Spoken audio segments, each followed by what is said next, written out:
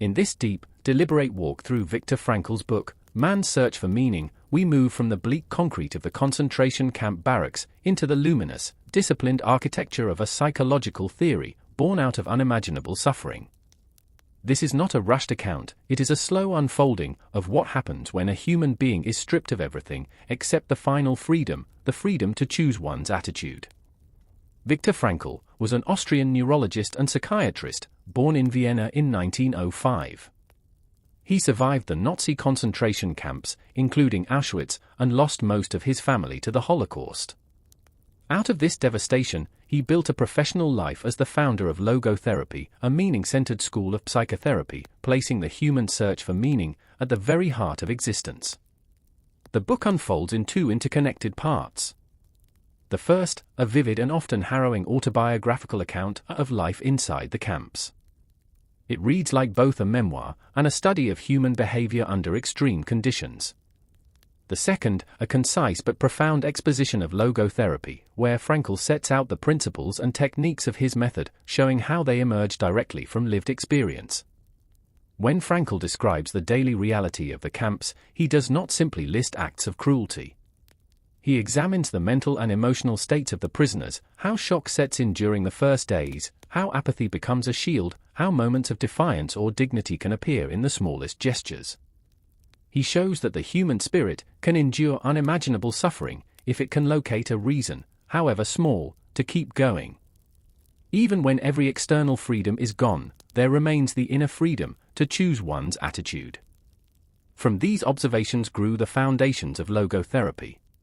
Where Freud emphasized pleasure and Adler emphasized power, Frankl argued that the primary human drive is the will to meaning. Logotherapy shifts the question from, "What do I want from life?" to, "What does life expect from me?" Frankl saw three main paths to meaning: creating a work or accomplishing a deed, experiencing something or loving someone, and the attitude we take toward unavoidable suffering. The techniques of logotherapy are both practical and subtle. Paradoxical intention asks a patient to deliberately face the fear that haunts them, sometimes even exaggerating it, in order to strip it of its power. Dereflection redirects obsessive self-focus toward meaningful tasks and relationships. And a form of Socratic dialogue invites a person to uncover their deepest values through guided questions. These tools are not about abstract theory, they are about helping people take concrete steps toward living with purpose. Frankl makes two key points that are easy to miss.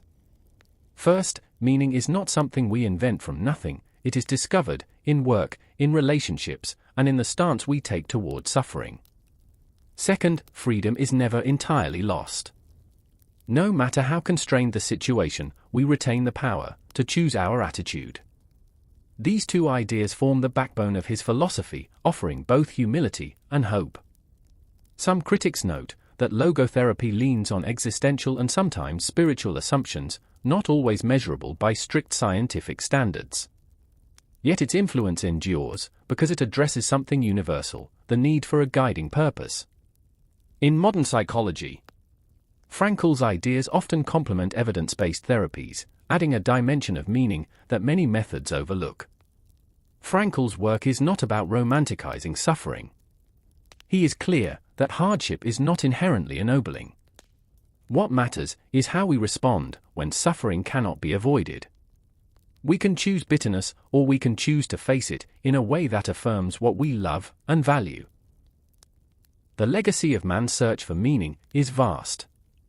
The book has been translated into many languages, sold millions of copies, and continues to inspire readers across generations. Its power lies in its ability to bridge personal tragedy with a practical psychology of hope and responsibility.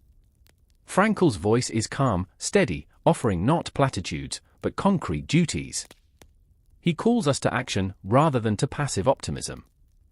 Meaning, in his view, is never just a private feeling, it is something lived through action, in response to the demands of life.